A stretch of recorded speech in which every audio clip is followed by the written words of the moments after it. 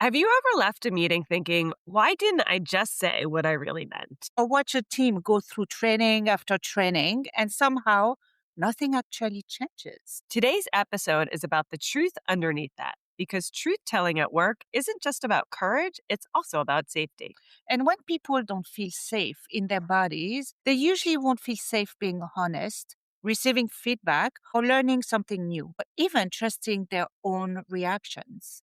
We're joined by Jennifer Prendergast, who helps leaders and organizations bring trauma-informed practices into the workplace in a way that's practical, human, and transformational. She breaks down what nervous system awareness actually meant at work, why behavior makes more sense when you know what to look for, and why trust and connection may be the most important workplace skills nobody ever taught us. So if you've ever thought, why is everyone so reactive? Or why is it so hard to just be real at work? Well, this one is for you.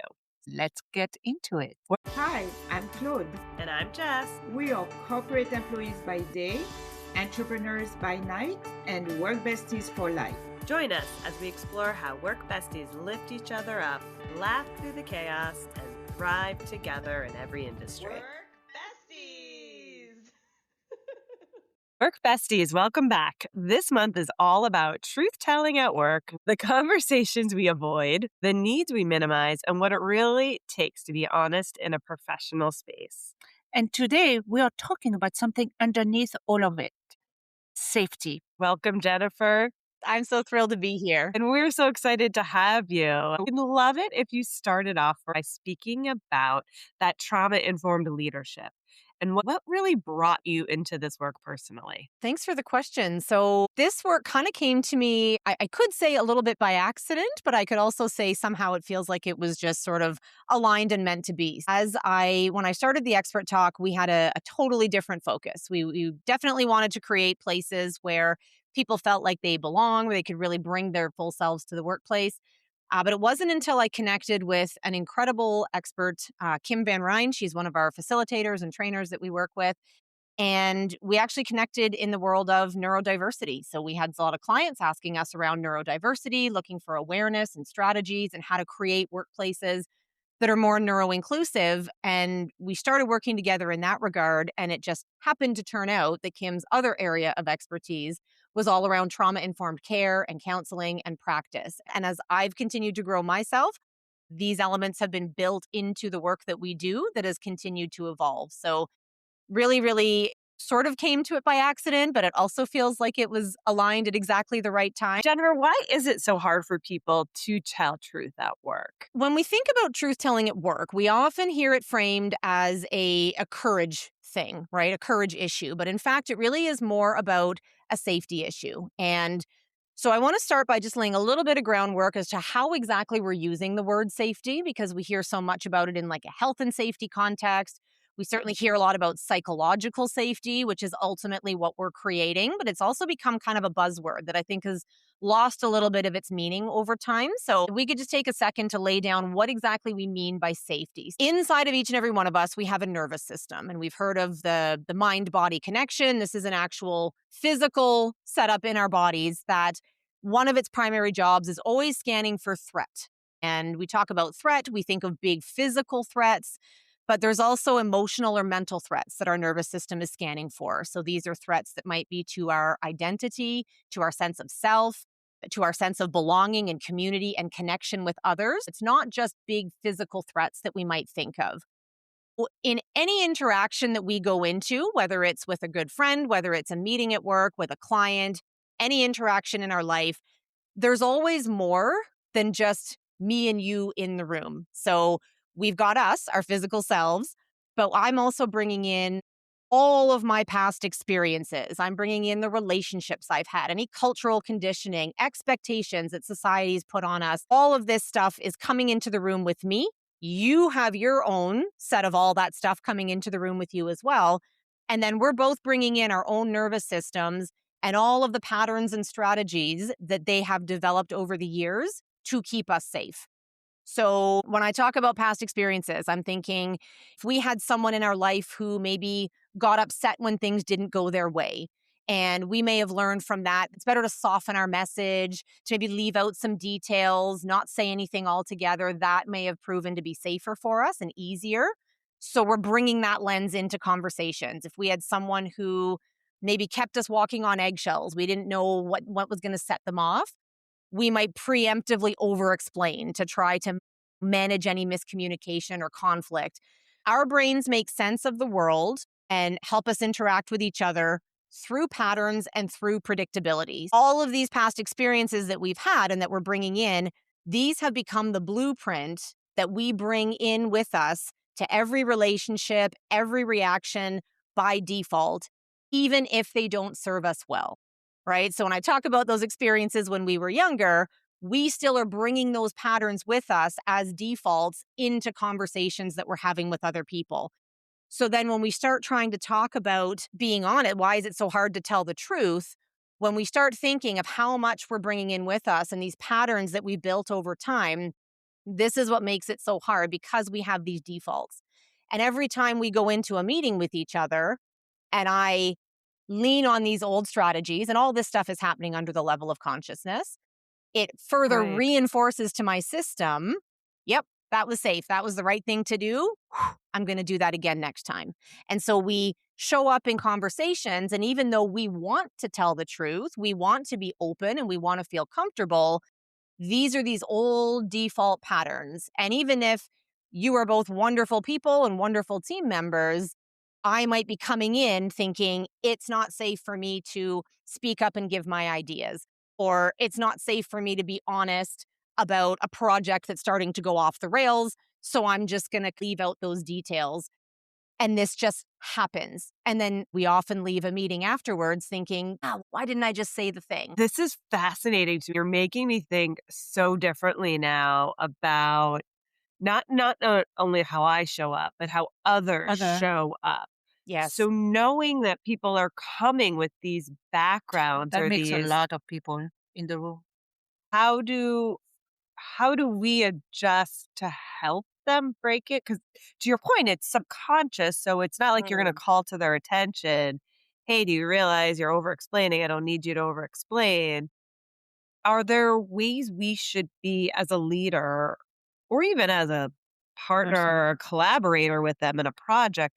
Is there a way we can alleviate that or help with those different ways to help break those patterns? So there are and there aren't. I'm gonna kind of lay it out that Okay. way. And the rest of our discussion, I know, is going to build through these concepts throughout our chat today. But to give a bit of a spoiler alert before we get to all the rest of the good stuff, the main strategy that we will always and forever have to connect with other people is the way that we are showing up ourselves. And so it's going to be us showing up in ways that are predictable, that are consistent, and that invite another person's nervous system to feel a bit more settled in our presence. And that's what we're going to chat more about, because we talk about this idea of how do we create safety? How do we, we say this is a safe space. You can share things here. But it's really a misnomer because the safety is a felt sense in each of our individual bodies. And so I can't just say, this is a safe space. You can tell me anything, because your body might be like, yeah, no, that's not true. And so it's going to be repeated instances, repeated acts of safety, repeatedly showing up consistently in certain ways. So what does that being the trauma-informed at work in practice look like? So when we talk about trauma-informed leadership, we've talked really briefly already a bit about past experiences, right? And I want to also give another definition of what we mean when we talk about trauma before we continue to go further in chatting about this.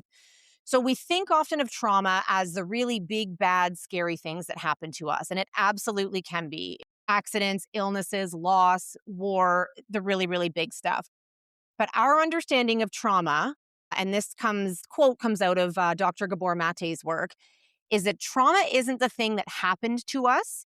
It's the ongoing response in the body as a result of what happened to us. When we think of these behaviors and these patterns, we use the example often of someone who got sent to the principal's office as a kid all the time, perhaps not paying attention, disruptive behavior, go down to the principal's office, and this left this person feeling embarrassed, feeling shamed, And then over time in the principal's office, they learned that if I just don't defend myself and I don't say anything, these visits to the principal's office are going to be shorter. They're not going to call my parents and everything's just going to be easier. And so then fast forward 30 years, and now this person is at work and they get a call from their manager saying, hey, can you pop down to my office for feedback? And right away, their heart starts pounding, their palms start sweating, their throat feels a little bit tight, not even realizing that this could be a reaction coming from all those years ago. But there is a physical thing happening in this person's body. And showing up in a meeting like that is going to look a lot different than when we can show up feeling relaxed and curious about what the feedback is going to be. So when we talk about trauma, it's these ongoing reactions that we get and that come up for us. And what we understand is that all behavior manifests out of the state that our nervous system is in. So whether it is feeling safe or whether it is not. And so being trauma informed then, being a trauma informed leader really means recognizing that all of us carry these unseen wounds. Literally every single one of us has something in our background. We bring this stuff with us. And then we work to intentionally create environments and workplaces and interactions, conversations and systems that feel supportive and that feel safe and that feel empowering for other people. So it doesn't mean that we need to know everyone's background story. In fact, we don't want to know everyone's background story. That's not our business. It means we assume that everybody has one, and then we move forward and act with care accordingly. People have different trauma that most likely would need to be taken care of differently. No? So how do you know how to handle and how to communicate those people with all those different trauma that they might have? We talk about the practices of being a trauma-informed leader because our goal is not to fix. We're not asking what is wrong, what's the problem, how do I do this? What we do is when I say that we create environments and workplaces that offer that sense of support and of safety and empowerment. So first, it's understanding the impact of past experiences that we've just briefly touched on, that this shows up in our daily lives and in all of our conversations. It looks like remaining curious. So we understand that reactions that we see, things like defensiveness, anger, blaming, shutting down, maybe micromanaging, these are actually protective responses showing up in daily life. They're not something personal that's against us. And they're signaling, those reactions and behaviors are signaling to us that something in the moment feels overwhelming for that person. It's not that the person is difficult. Something somehow is feeling overwhelming for this person. Number 3, we prioritize safety and trust. So we are creating environments, like I said, where people are invited to feel psychologically safe. And we do this through being consistent and clear.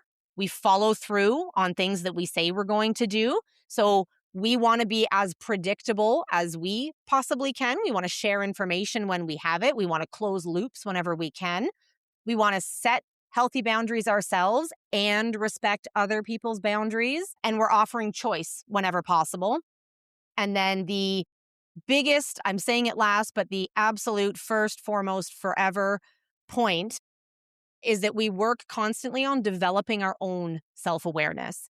So we want to show up in a steady state so that we're not escalating tension or reharming other people. In that case, you're really in a safety. Otherwise, you can say, oh, it's safe. You can tell me whatever you want. But then if I go defensive, the other person is going to say, okay, it's not safe. Jennifer, it feels to me then a lot of this work is understanding yourself first. Yes. So knowing that, what are things or ways leaders can help change that in an organization? The first thing so that we can do is start to build that awareness of ourselves. And we're really going to start by paying attention to the signals that our body is sending to us. So this is a really important piece because so much of what we do at work and what we learn and what we train really exists up in our heads, really on this intellectual kind of a level, right? And up until this work has become available to us, this was sort of what we had. And this is why so much training focuses on mindset, right? Well, it's just a conversation, right? Jess and Claude are great managers. Why are you so nervous? Just take a breath, right? Take a breath, do some meditating, change your mindset. It's a conversation. It's, we can collaborate. We have the same goal. Pick a thing. This is what so much training has really focused on, is like setting that mindset. But if my heart is pounding and my palms are sweating, I can't do that. That it's impossible for me to change my mindset. So dysregulation is where we go. We go to a state of dysregulation when our nervous system feels uncomfortable, feels unsafe, starts in the body. And so it needs to be supported in the body first before we can do anything up in the intellectual part. So sometimes that could be as simple as saying, I'm starting to feel a little stressed with this conversation. Can we take a 5-minute pause? Or I need to get a drink. Can we just break for 15 minutes? Or whatever we need. Our body is always going to send us the signals first so that we can start recognizing something is happening here that I need to attend to. For me, presentation is a trigger because of trauma from earlier, when I was stuck for 2 hours and being pounded nonstop from my manager, it's not how you say it, etc. So I know my trigger, it's presentation. But at this point, what can be done, because you're in your trauma, it's time now to do a presentation. You don't have the ability to say, oh, let me get up, I'm going to take 5 minutes to drink. How do you, in those situations, how do you really get away that trauma and move forward? There's small things that we can do in the moment and some strategies that we use for regulating in the moment when we can. There are some physical ones we can do. I mean, taking an intentional breaths actually puts some pressure on that nervous system that allows it to kind of calm a little bit. You might see some people do little taps on their collarbones, or we can also tap behind the ears. This sort of taps into right where our vagus nerve runs down. This is the main nerve of this nervous system that we're talking about. We can give ourselves a big bear hug. Some of these things aren't always possible to do standing in the front of a room. We can tense up sort of muscles, tense up like one foot and then tense the other foot. And what we're really doing is we are bringing conscious awareness for our body that we are in this room now. We are safe in this place now. We are not back in the principal's office. Our parents aren't waiting for us at home because they've gotten another phone call. We are in the room right here and now. And these are sort of things that we can try to do in the moment. But when it comes to overcoming what that is, there's probably going to be some more digging around that you're going to have to do to figure, okay, where exactly is that coming from? Where does the trigger start? Because usually it's not right when you're standing at the front of the room. Definitely you're in full on, probably heart pounding, flushed face, the whole bit by the time you're at the front of the room. But something may have started 2 weeks ago when you found out you had to stand at the front of the room, right? Just thinking about it may have given you butterflies in your stomach. Maybe makes your hands feel a little bit cold, or practicing it out loud, you find that your voice is kind of trembling. So when we can start tuning into the early signals from our body, we can start trying to do some practices then to support our nervous system to make that easier moving forward.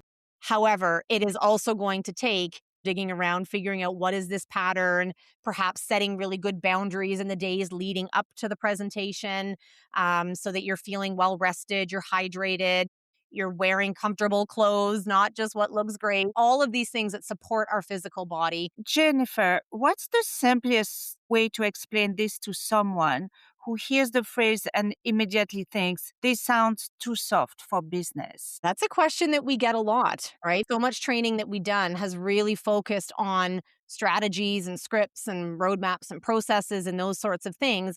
And this really feels like what we might have called soft skills at one time. But what we understand now is that the nervous system really is the operating system that everything else that we do builds upon after that. It's not something that we can outrun, any of us. We all have one. It all brings all of the stuff along with it in every interaction we have. We don't age out of it. We don't get promoted out of this stuff. It doesn't matter what our title is, what car we drive. None of that matters. This is our operating system. What we often ask to people is, How is what you're doing now working for you? If we are in a situation where we've brought in a lot of training, we've got issues that are not resolving, conflicts that continue to just go no matter how much, how is what you're doing working for you now? Because there is such a big focus, and the way our working world was built, such a big focus has always been put on managing productivity, right? And everything is in the service of managing productivity. But what we understand is that when our focus shifts to creating psychological safety, productivity comes out of that as a byproduct, a natural byproduct. Because when we feel safe to show up at work as who we are able to contribute and to collaborate and to bring forward ideas and to bring up concerns when we don't have that fear that we're going to get reprimanded, shamed, mocked, that sort of a thing. So productivity actually becomes the byproduct of psychological safety in the workplace. That tracks completely. So, why is it then that so many workplaces are focusing on these training efforts? Because it feels like those might fail to create that lasting change. Yeah, and we say a lot that a lot of training programs that are out there, a lot of folks probably have really good skills. And we really think of this sort of as a three-tiered pyramid, if you can picture that with me. So in the middle and top tiers are really like our core skills, and this is where a lot of training lies. So this is communication, it's active listening, it's giving and receiving feedback, running meetings, all of the training that we typically get in workplaces. And then on our top tier, we've got our high stakes skills. So this is going to be negotiation, conflict, maybe having conversations with folks about accommodations, return to work, that sort of thing. But there's this whole layer underneath both of those. And that is where all of this nervous system operating sort of lives. And if we don't have a really good understanding of this, nothing else on top of it is going to have a steady base to be resting on. And so we often say to folks, your workplace, you don't need to burn everything to the ground, right? Some organizations maybe want to think about that and starting Hopefully over, but not. you probably Yeah. don't need to. You've got great skills. You've got people with great training. But these skills are actually going to be able to be effective when we understand that piece underneath, both for the folks that we're working with, but also for ourselves, right? Because I think a lot of times as leaders, we get caught up in thinking, okay, what tools do I need to support this person, to help them grow, to help them perform better? But we're basically starting this work with ourselves, and then it ripples out from there. How you say that we see ourselves, how does the nervous system awareness help us understand behavior at work differently? What happens is when we get triggered, and triggered is not a bad word. It simply means something has happened that's going to send us into a different Yeah. place. What happens is our fingers pop up, boom, and we are now operating. We lose access to all of that stuff that happens in our prefrontal cortex. And we have language for this, right? We will say, wow, they flew off the handle. They flipped their lid.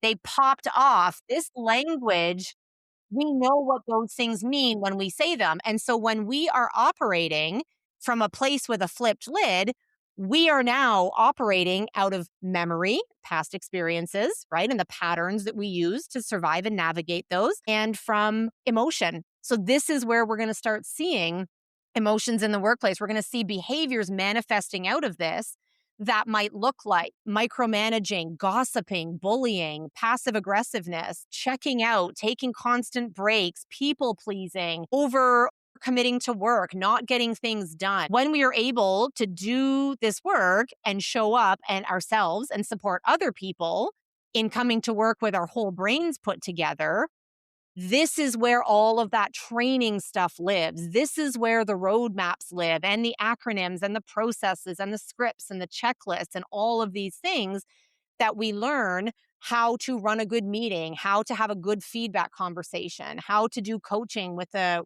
team member. All of that lives in here. Jennifer, can you give us a few more real examples of behavioral people, maybe that we're judging harshly at work, that truly are just those elements of not being able to think because they are in that state? Yeah. So I will say that I'm going to bring it up with the idea that any label we might have on someone, if we start thinking of the labels we have for people at work, these might be good places to start Yeah. thinking about this in a new way. So we talk about people who are like drama queens, attention seekers, the martyrs, the know-it-alls, all these sorts of labels that we might look at and call difficult, right? And I use that with air quotes, Air difficult quotes, yeah. people. Are they actually difficult? Or could there be some kind of behavior manifesting out of some sort of a state here? So when we start looking at these examples and for these examples, the mindset shift that we want to make is to move from thinking, what's wrong with this person or what's wrong with me, to what is happening with this person or what's happening with me right now. So when we look at, say, the drama queen, we hear that all the time. Are they actually a drama queen? Or could they be demonstrating like overwhelm, anxiety? They're really reactive, dramatic, as a way to escape or avoid a certain situation. And we think of the attention seeker, someone who's showing up with, excessively self-promoting, exaggerated behaviors. Perhaps what's happening, maybe they're doing this to gain validation or reassurance or a sense of safety, right? Within this professional setting, within this team. The know-it-all, they might be showing these really assertive, dominant, or even dismissive type behaviors to protect their ego, avoid feeling vulnerable, or to avoid feeling incompetent, right? So when we start thinking of some of the labels that we have and the assumptions that we have about people and start looking at this in a new way, through this lens of what might be happening for this person, it really starts to shift things. And that really starts with us. Because again, we do this for ourselves and it ultimately ripples out into how we see everybody else. And I do want to say with that as well, one more thing, that learning all of this stuff doesn't mean that we start giving people permission slips to behave badly and to create harm, because that is a question that we often get. Well, so if everyone has some sort of trauma, does that, like, what do I do with that if I don't want to re-trigger someone? It doesn't mean that. As grown-ups, we are all responsible for our own behavior.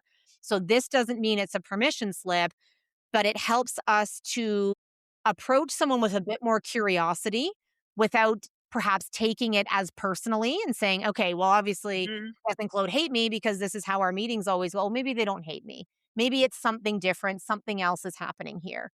And so this is why we put the really big focus on how we are showing up in the interaction. Because if I can be as predictably steady as possible and have compassion and have grace and have understanding and have empathy, it then is going to invite that other person's nervous system, hopefully, to think, well, I don't need to start escalating this interaction because Jen's not going to get angry with me. She's not going to yell, fire me, report me, write me up, whatever it might be. So this is why we start doing our own work. I would challenge you to take a look at labels that we have on people in our lives, workplaces or otherwise, and I know, I start feel like, poof. looking through that lens of what might be happening. And I will promise you, the world becomes a much calmer place when we can find that lens, because we stop taking so many things personally. It reminds you that we're all bigger than this one thing. And really what's happening with them is, it's not that the people are the problem, it's just something else is going on. That's really powerful. That really sets a different perspective and point of view, not just, to your point, in the business environment, but personal environments too. Literally To everywhere. always be. But this is the reason that trust and connection are so foundational and important. Yeah. That if we can move into this connected, safe, regulated loop, things are going to go a lot differently. Jennifer, do you mind stating what some of those small signals are that tell a nervous system you're okay here? Absolutely. So predictability and follow through, huge, right? We already talked about the patterns in the brain. So if we can start getting patterns that Jen's always going to show up in this certain way, that's going to be a really big one. Small things that we can do, quote unquote small, because we say the small things really are the everything when it comes to building that sense of safety and trust. Using the pronouns that people prefer to use, learning how to pronounce someone's name properly and pronouncing it properly, thanking someone when they raise something difficult, right? If someone brings forth a piece of feedback or maybe a critique or a concern they have, thanking them for bringing that up so they know I'm not being shamed, I'm not being judged for this. Offering choice, respecting boundaries. So it's not always, we can't offer choice about everything all the time, but could we say, would you rather chat Tuesday morning at 10 or would Wednesday work better for you? Even small areas where we can offer choice to people, that goes a really long way. Acknowledging when we cause harm, because we're all going to get dysregulated. If anyone figures out how to stay regulated all the time, please call me. We will make trillions. It doesn't Yes. happen. We're human, right? We miss the signals from our own body sometimes. And so we might be snappy with someone. We might say something that doesn't land the way that we had intended for it to land. So acknowledging that that happened. But then the second piece of that, just acknowledging it is not enough and apologizing for it, it's then taking steps to avoid repeating it. So if I said something really snappy, if I was hangry, we have this word. We know what hangry means, right? I'm so hungry that I'm Yeah. angry. So obviously we are work besties, right? So let's try to relate Yeah. to work besties. Like if someone is realizing that I'm more activated at work than I thought, Mhm. what would be a simple work bestie conversation that they could have? So I would say the best conversation we can have with someone, and we talk a lot about this idea of just witnessing other people, holding space for other people, because we're not trying to fix. The magic words that have yet to steer me wrong when someone is saying, this is how I feel, this is what's going on at work, in my life, whatever it is to say, that sounds really hard. And it sounds so simple. And we say it tongue in cheek. It's Yeah. that simple, but it's also that hard because we were not Yeah. typically brought up to feel comfortable with other people's big emotions. And so a lot of times we are going to reach for platitudes, right? We're going to say, be the bigger person. We're going to say things like, everything happens for a reason, or you'll figure it out, or trust the process, or Or whatever, even, yeah, or even try to fix it. or try to fix it because we feel, and there's an expression that I use for those types of things. I call them verbal Kleenex, because when someone's upset and our instinct is to hand them a Kleenex, right? We've been taught that that's supportive, but the signal that it actually gives is dry your eyes. Don't let the tears fall. Pull it together. And we don't intend for it to be that, but that is often how it lands. And so I learned this back in a group therapy I was in like 20 years ago. There was a box of Kleenex on the floor, and the rule was you never hand someone the Kleenex. They know where it is. They can reach for it if they need it. And I started calling these sorts of That's true. things, these platitudes, verbal Kleenex, because we say them. And if we really feel Yeah. into ourselves, before we say those words, we're often going to find discomfort in ourselves because we're not used to being with other people's big emotions. It doesn't feel comfortable. So we want to say something to smooth it out to help them feel better. It's so easy to just say, that sounds really hard, but it's also really hard. A few other things that I say might be, that sounds like a lot you're carrying. I've said a bunch of times to friends, that's a whole lot of life coming at you right now. And these are the types of expressions that can indicate to someone else, they don't want to fix me. They don't want me to be quiet. They're just here. I'm not alone in this. And it doesn't mean I'm going to jump in and fix and come into their work and talk to their boss for them. It just means I'm here and I hear you and I see you. And that sounds really hard. Jennifer, from your perspective, what is the difference between someone who's just venting versus actually telling a truth? Venting often happens when we are in that state of dysregulation. Our lid is flipped and we just need to kind of get it out. And oftentimes when we get it out, it might be verbally, it might be crying. Some people go for a run, whatever it is, because again, dysregulation starts in the body. So even venting something out is a physical way of releasing some of this discomfort feeling. Oftentimes I will say, and my friends and I, we are all pretty good at this. I might get a text from a friend saying, do you have 10 minutes? I just need to vent.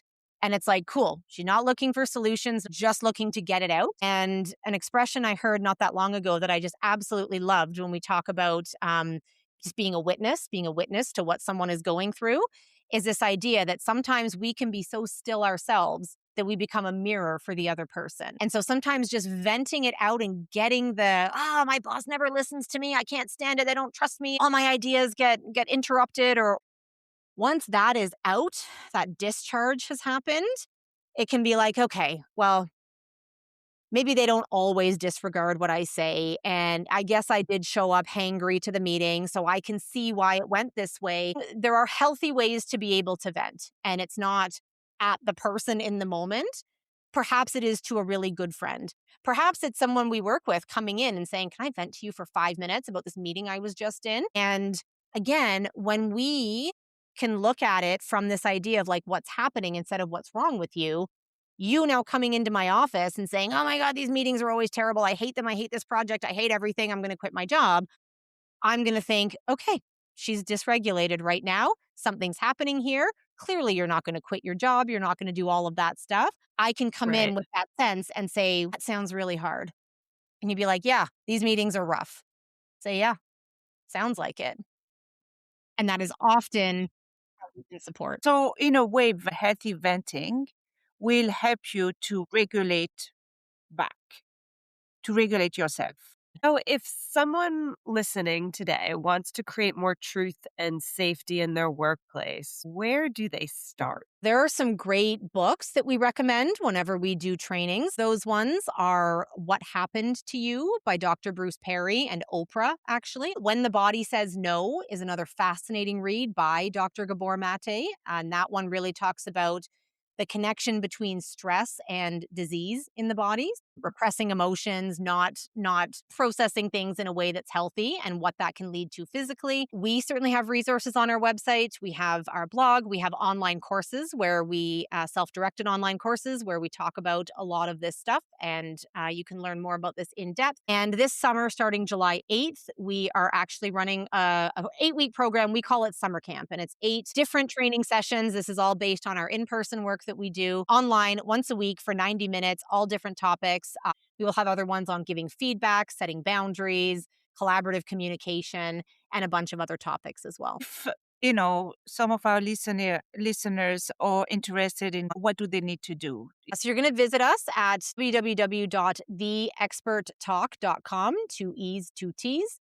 /summer camp, and you'll be able to find information on all the different sessions there. You can register right there. If you want to register a larger group from your team or your organization, you can certainly reach out to me through the website, and we can get that set up for you as well. Thank you, Jennifer. This conversation really reminds me that truth-telling at work isn't just about being brave enough to speak up. It's also about having that environment that really makes honesty and safety possible. So if this resonated with you, Work Besties, just as much as it has with us, please share it amongst our community, specifically to your work bestie, and make sure you guys are communicating and talking. Use each other to understand when you're flipping your lid or not. Because the first place we tell the truth is really with someone that we trust. Right. That makes you feel safe. Bridge your work bestie. Bridge Jennifer and her website for this. Thank you again, Jennifer. Thank you. And to all the work besties out there, supporting each other. Thanks so much. Remember, whether you're swapping snacks in the break room, rescuing each other from endless meetings, or just sending that perfectly timed meme, having a work bestie is like having your own personal hype squad. So keep lifting each other up, laughing through the chaos, and of course, thriving. Until next time, stay positive, stay productive, and don't forget to keep supporting each other.